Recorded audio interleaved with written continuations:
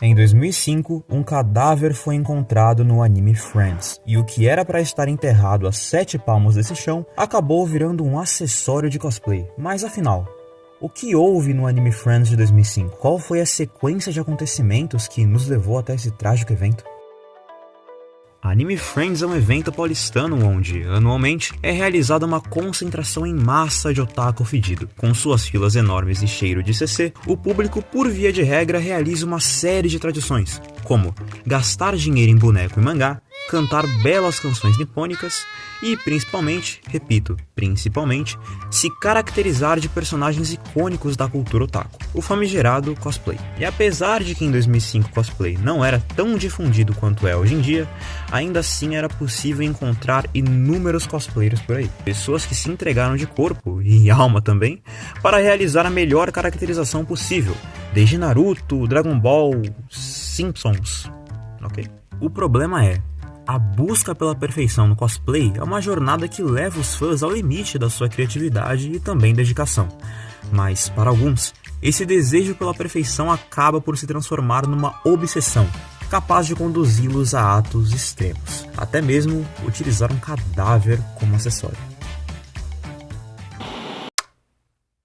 O principal personagem da nossa história se chama Tarcísio Félix, uma figura envolta de mistério, cujas histórias são contadas apenas em sussurros e rumores. Pouco se sabe sobre o seu paradeiro atual ou suas atividades passadas. O que se sabe é que, na época, Félix era um estudante de medicina e um entusiasta de cosplays.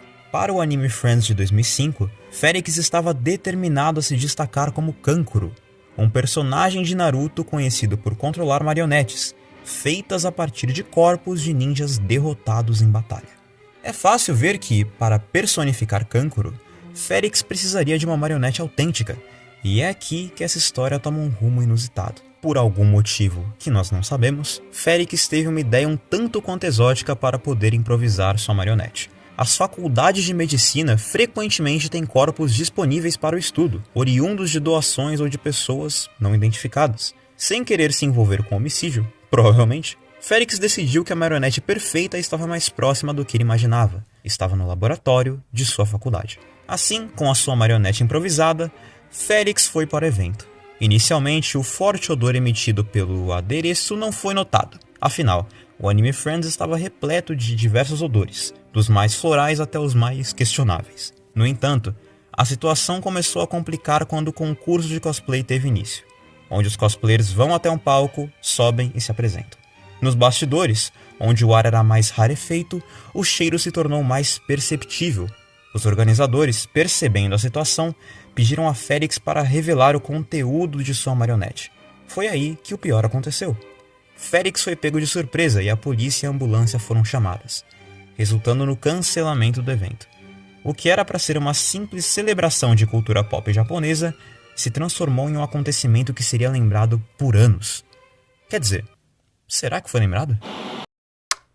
Acontece que essa história, desde sua gênese, é excessivamente nebulosa. Eu quero que vocês entendam que nada, absolutamente nada do que eu disse aqui, tem uma fonte realmente consistente. Tudo não passa de um emaranhado de relatos de pessoas que supostamente estavam lá na época do ocorrido. Não se tem muita informação sobre o que aconteceu, tanto por parte da mídia tradicional, quanto por parte da internet. A maioria das pessoas com as quais eu conversei alegam ter lido primeiramente sobre isso num tweet feito pelo usuário Vegeta de Bigode. Outros dizem que viram a notícia num tal de iceberg da cidade de São Paulo. E iceberg nesse caso seria uma representação visual com inúmeros tópicos organizados, e quanto mais fundo tu vai, mais cabreira a parada fica. E sim, esse iceberg realmente existe, e sim, a história do Kankuro aparece na penúltima camada desse iceberg. Além desses dois registros, existe também um terceiro, que é um suposto panfleto do ano de 2007, com a notícia do ocorrido. Isso provavelmente comprovaria a história. Inclusive, esse panfleto possui uma versão diferente da história,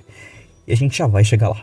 A primeira pergunta a ser feita é, se esse caso realmente aconteceu, como caralhos a mídia não acobertou o ocorrido? Lembrem-se, estamos falando do início dos anos 2000. A receptividade dos pais e, por consequência da mídia também, com os desenhos japoneses era consideravelmente hostil. Em 2003, Gilberto Barros, no auge da sua genialidade, fez um programa atacando Yu-Gi-Oh!, chamando-o de baralho do demônio. fazendo com que inúmeros pais jogassem fora as cartas de seus filhos. Se uma cartinha de plástico com o nome de deus egípcio foi capaz de causar todo esse alvoroço, quem dirá um cadáver carregado por um cosplayer? Seria a oportunidade de ouro para a mídia conseguir cagar em cima da cabeça do brasileiro médio. Não haviam motivos para a mídia não falar sobre isso.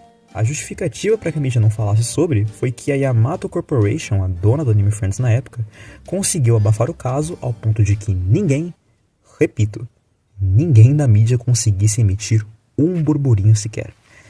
E eu sei, isso parece impossível. Lembrando que o tal panfleto de 2007 só foi aparecer na internet no ano de 2020, sabendo que não há absolutamente nenhum outro registro dele em qualquer lugar que seja, fica extremamente complicado afirmar que o caso foi divulgado em algum tipo de mídia na época. Afinal, essa foto pode ser facilmente de 2020, não de 2007. Dito isso, é no mínimo estranho que um caso como esse não tenha registro nenhum, o que deixa a credibilidade da história bem baixa. E por falar em credibilidade, as ações do Tarcísio para obter o tal cadáver também são bem ambíguas. Na versão que é contada por aí, é dito que ele teria conseguido o corpo no laboratório da faculdade, justamente por ser um estudante de medicina. Numa versão registrada na Wikipédia americana, sim, isso mesmo, na Wikipédia americana, é dito que ele simplesmente foi ao cemitério mais próximo e catou o presuntão, então é muito mais espontâneo. E na versão do panfleto, o corpo nem de um ser humano e sim de um macaco bugio.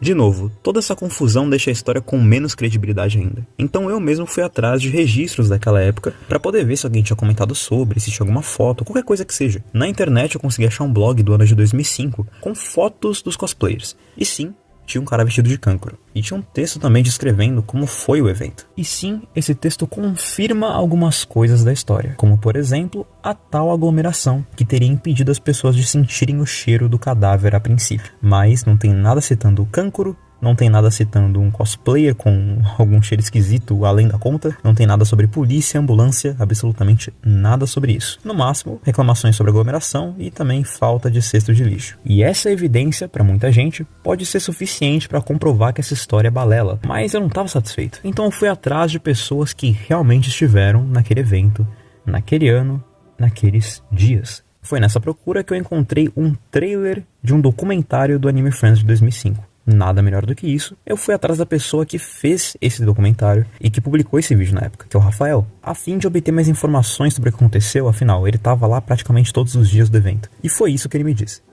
Abre aspas. Então, eu fiquei sabendo dessa história só recentemente, quando vi um iceberg de São Paulo no Reddit. Nisso, eu resolvi pesquisar o que era essa história do AF de 2006, e eu não lembrava de nada disso, e tratei como sendo uma lenda urbana. E aí no meu vídeo, vieram me perguntar dessa história, e eu até fui falar com meu amigo, que estava comigo lá, e ele também falou que não rolou nada disso. Para reforçar, nós fomos em todos os dias. Chegávamos na fila às 7 da manhã mais ou menos e íamos embora às 9 ou às 10. Não escutamos nada, foi um evento sossegado até. E fofoca desse tipo ia ter rolado o evento inteiro. Então infelizmente não tem nada de real nessa história. E eu acho bem difícil da Yamato ter força naquela época de evitar que o evento fosse fechado no caso de encontrarem um corpo em decomposição. Fecha aspas. Realmente, o Rafael tem total razão, é bem difícil a Yamato ter simplesmente abafado o caso inteiro, ao ponto de que ninguém conseguisse fazer nada, né? Então, ele tem total razão no relato dele. E, novamente, nenhum relato sobre polícia, cadáver em decomposição ou qualquer outro rumor que seja. Vindo de alguém que esteve presente no evento, isso desacredita fortemente toda essa lenda. Contudo, se por um lado nós temos relatos que descredibilizam essa história, como o relato do Rafael, existem também relatos que afirmam que não, isso não foi uma esquizofrenia coletiva, como o relato do Arturo, do canal Vagazoides, onde ele gravou um vídeo falando sobre o ocorrido. Ele afirma claramente que a história do cancro não é uma lenda urbana e que tudo realmente aconteceu. E nesse iceberg aí de São Paulo que eu tava falando, tá um item assim, cosplay do cancro. Ele levou um cadáver. O cara era estudante de medicina, sei lá, uma parada assim. Um cara estranho, um cara school shooter, tá ligado? O cara levou um cadáver no Anime Friends. E aí começou uma menina a gritar, tiraram ele de lá e chegou a polícia depois pra levar ele embora, tá ligado? Eu lembrei disso, isso é real, isso aconteceu. Eu vi isso como meme no Twitter, como, essa é a minha lenda urbana preferida. Não é lenda urbana, não é lenda urbana. Entretanto, esse vídeo é claramente irônico. O Arthur sabe que, assim como o Rafael, ele tem credibilidade para falar sobre essa lenda, dado que os Vagazoides descobriram inúmeros eventos desse tipo no passado. Mas ele tá claramente zoando. Mesmo que ele continue a afirmar nos comentários que a história é verdadeira, tá muito claro que esse maluco tá só zoando. Tem um comentário que um maluco simplesmente chegou lá e chamou ele de trouxa por acreditar nessa história. Ele foi lá e respondeu: mas trouxa é quem acredita que é a gente que acredita de verdade. Ou seja, ele não acredita nisso. E se mesmo após tudo isso, você ainda quer acreditar que essa desgraça é real, tem um comentário no Reddit do suposto criador da lenda urbana, onde ele afirma categoricamente que o cosplay do Kankuro é apenas uma lenda. Por que eu não coloquei esse comentário aqui antes? Simples. Eu não sei se esse cara realmente é o dono da lenda urbana, se ele foi o criador dela. Eu também não vou pesquisar mais pra saber, porque eu tô com uma puta preguiça do caralho. Então eu vou deixar o comentário dele aqui pra vocês entenderem como tudo foi arquitetado. Como o inventor da lenda urbana do Kankuro com o cadáver, digo que o cara do mais de 8.000 é um mentiroso, no sentido de que a história não existia há anos na época dessa thread dele. A lenda foi criada em maio de 2020 num tweet meu, feito de forma totalmente despretensiosa, o qual, para minha surpresa, convenceu muita gente da realidade da coisa. Acabei achando a situação engraçada e melhorei a mentira com um edit na Wikipédia americana e uma foto falsa de um folheto da época que, supostamente, provariam a existência do fato. Foi espetacular ver o efeito Mandela acontecendo em tempo real, com gente alegando que a mãe teria proibido de frequentar em eventos de anime depois do fato ser noticiado. Isso e os staffs dos eventos antigos discutindo entre si acerca da veracidade ou não da coisa. Esse dia me mostrou que mentir na internet é muito fácil, mas também que não existe força capaz de parar uma lenda urbana. Menos de 24 horas depois do post, fiz 2 tweets explicando que a história era uma invenção, mas isso não parou ninguém de acreditar no querido Tarcísio Félix e seu cadáver de marionete. Para o desapontamento de alguns e para a alegria de absolutamente ninguém, a história do Kankuro não passa de uma fake news muito, mas muito divertida. E mesmo sendo apenas uma lenda urbana, eu continuaria agindo nas sombras como se ela fosse real, mesmo sabendo que, lá no fundo, tudo isso não passa de um doce sonho de primavera.